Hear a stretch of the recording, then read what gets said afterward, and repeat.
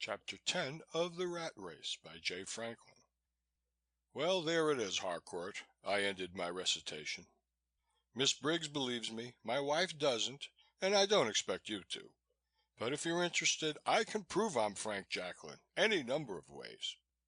The G-Man finished his drink and stared absent-mindedly at the ceiling while Arthurjean poured him a new shot of bourbon and water. His fifth. Mr. Tompkins, he said at last, I'm drinking your liquor in your house, or Miss Briggs' apartment, whichever it is. And it's not for me to call you a liar. Don't you dare, Arthurjean warned him. Not while I'm around, G-Man or no G-Man. Say, what do the initials AJ stand for in your name? Abba Jabba? What do you think? Andrew Jackson, of course. No, Mr. Tompkins, I won't call you a liar. Because to tell you the truth, I'm not sure that you are. Lots of funny things have happened in this war. This might have happened, but I can't do anything about it. Can't you at least check on the Jacklin angle? I asked. Harcourt shook his head. Before I could do any checking, I'd have to report my reasons to the chief. If I was asked for a reason, I'd have to explain that I had grounds for thinking that Commander Jacklin's soul, and the FBI has never established a policy on souls, had been blown from the Aleutians clear into Westchester County and is now running around in the body of Winfred S. Tompkins, stockbroker. That report from me would go from my chief right up to J. Edgar Hoover, the Attorney General, the Joint Chiefs of Staff, the Cabinet, and President Roosevelt. Now, wouldn't that look nice on my record? Wouldn't that just put me right in line for promotion? Be reasonable, you two. I'm not saying I don't believe this yarn, but it would be worth my job to act like I believed it. And I got a wife and 3 kids in Brooklyn. No fooling. Arthurjean remained silent for a few minutes. Andrew Jackson Harcourt, she began. You haven't said anything about this sinister guy, Roscommon, I interrupted. You could do something about him without worrying about me and my story. Roscommon? Harcourt shrugged his shoulders. Going after him would remind me of the time we hit the governor of North Carolina with a great smoky barbecued bear. Roscommon is all he says he is, and orders are out not to touch him. How do you think we ought to fight this war, anyhow? Blindfold?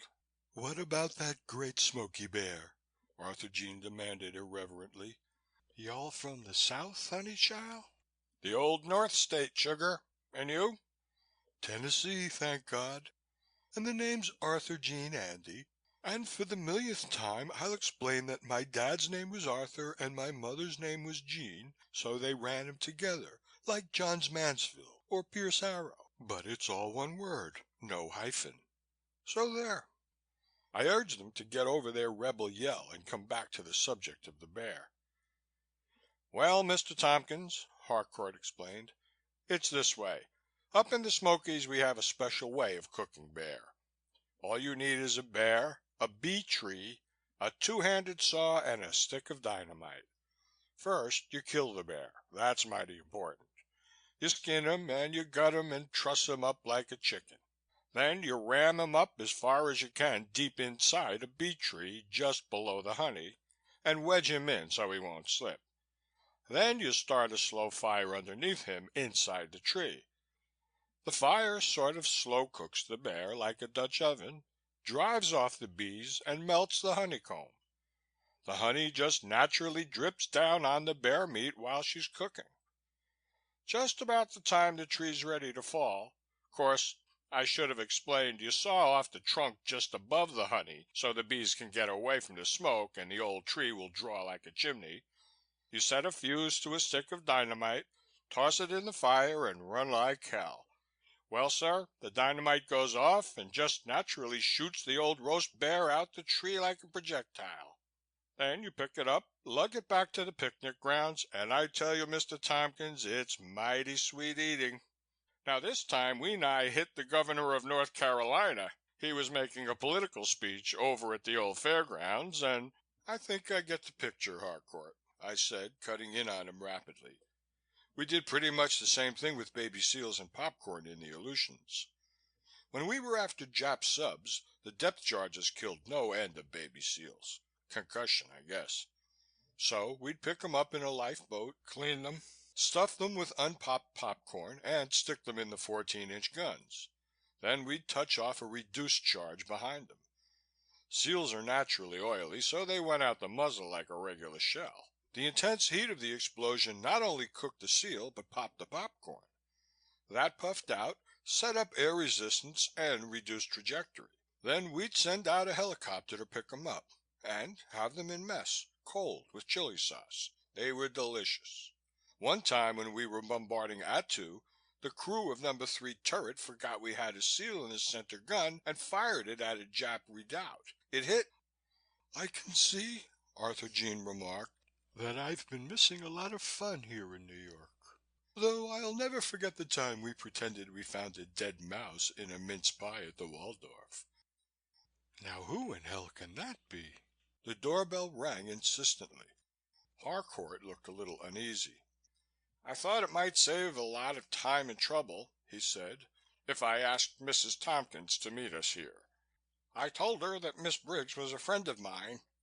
Sugar, you'd better go in the other room and put on red night things. So you don't need something more de trop than those to worry, Mr. Tompkins."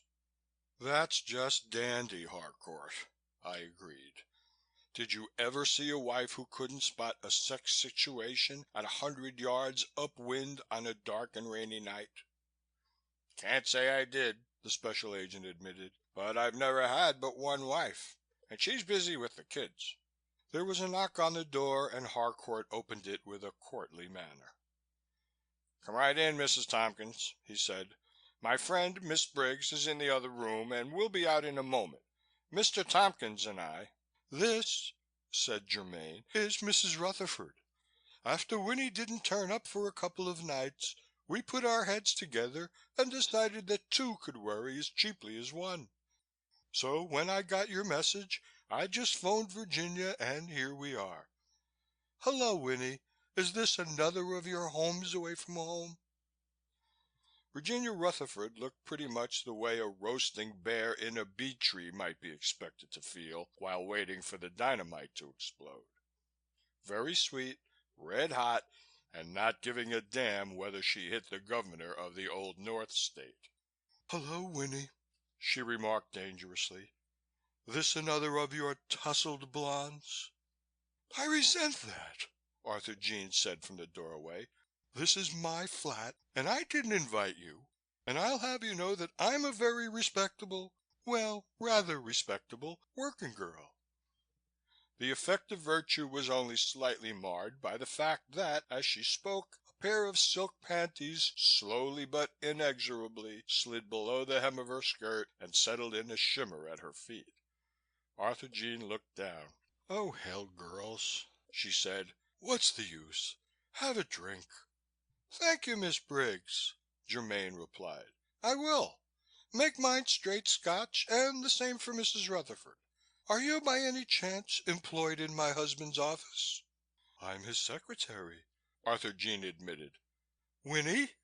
Jimmy turned on me with a slap like those doors in Penn Station which open by an electric eye. "And you swore that you had nothing to do with the office girls. I was fool enough to believe you." "At the time, dear," I explained guiltily, "I didn't know it myself." Harcourt came lumbering to my rescue. "Before you leap to any conclusions, Mrs. Tompkins," he urged, "I think I ought to explain that I represent the FBI and that Mr. Tompkins came here today at my request. Your husband happens to be in very serious trouble under the Espionage Act. I personally am convinced that there's been a mistake and that he's innocent, but my opinion is of no value unless I can find evidence to support it." "What's he done?" Virginia Rutherford asked eagerly. "Will he go to jail?"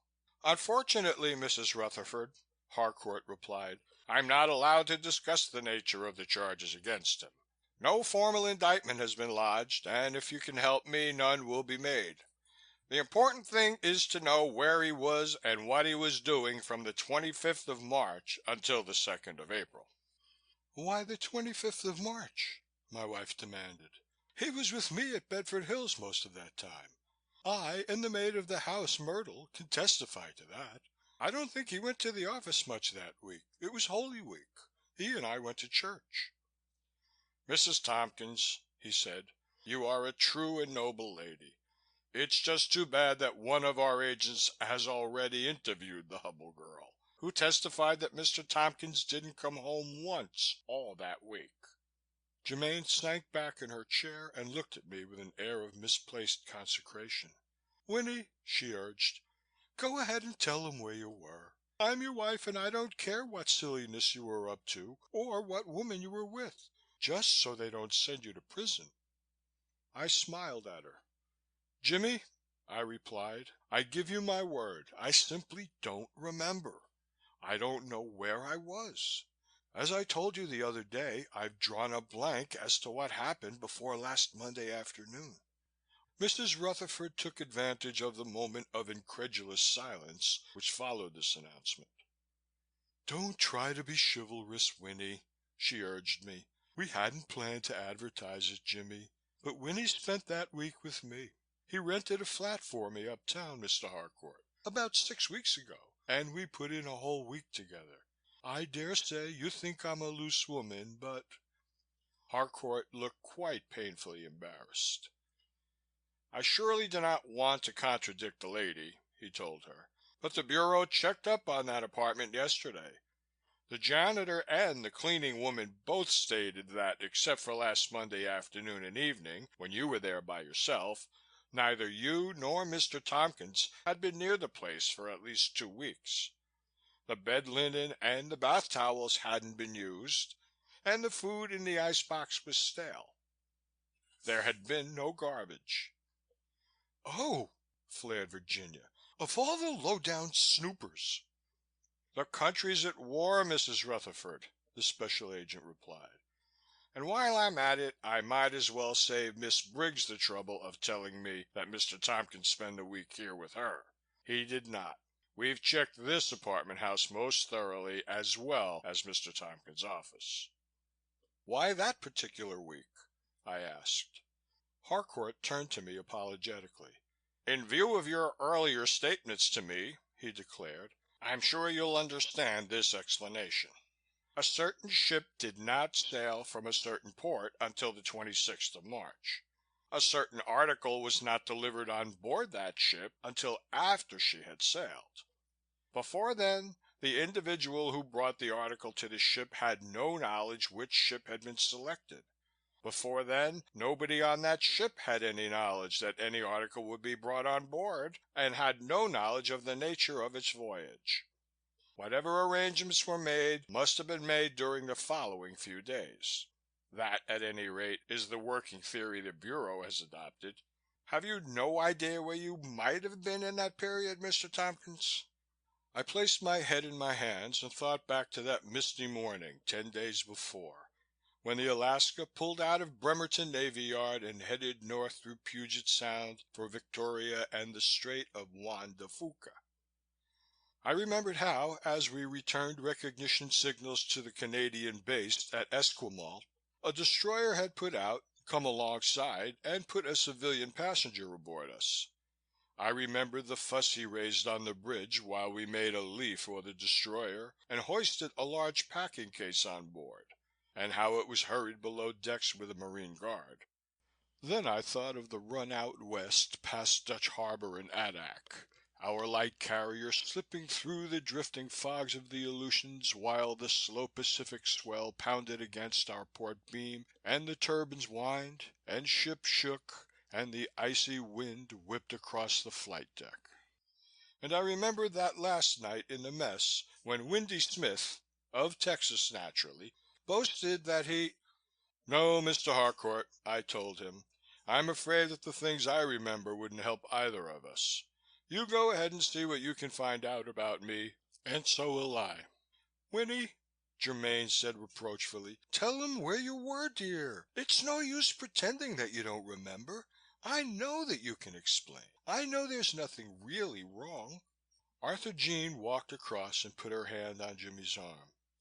You'd better have another drink, Mrs. Tompkins, she remarked, and so had I. This sort of thing is tough to take. Virginia looked up brightly at Harcourt. "If Winnie can't help himself, I will," she said. "I'll find out what the big dope was doing, and when I do, look out." "Come on, Jimmy," I told my wife. "Let's go home. I've had about as much of this as I can stand. Harcourt, you know where you can reach me if you get the word from Washington. In the meantime, why don't you follow up that Roscommon angle? That's the best lead I've struck." Harcourt finished his bourbon. "Mr. Tompkins," he observed, "you're quite right, but there isn't a single thing I can do about it. We've had top level orders to lay off that guy, and with the Bureau, orders is orders." End of chapter 10.